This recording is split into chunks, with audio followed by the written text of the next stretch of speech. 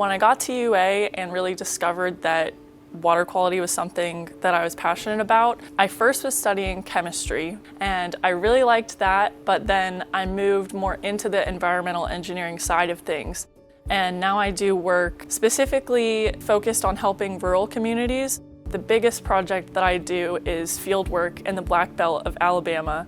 And out there, they're pretty low population and low resource communities, so municipal systems don't really work, and neither do septic tanks. And as a result, these families mostly have to utilize straight pipe systems, which can cause huge problems because essentially it's just raw wastewater going into their waterways. So what we're doing out there is going into the creeks, taking samples, and basically just trying to quantitatively prove that this is a big problem and that these communities really deserve some attention and aid.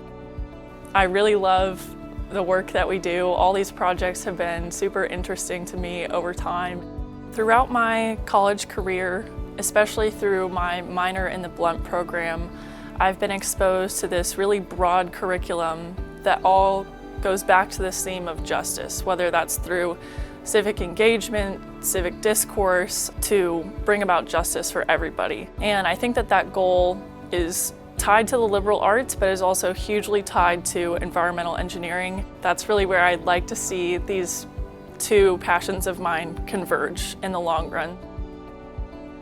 Winning the John F. Ramsey Award is an incredible honor. I'm also really grateful that the committee, the university, was able to see the value and the scope of water quality work and how important it's going to be going forward as the human population confronts the climate crisis that's oncoming.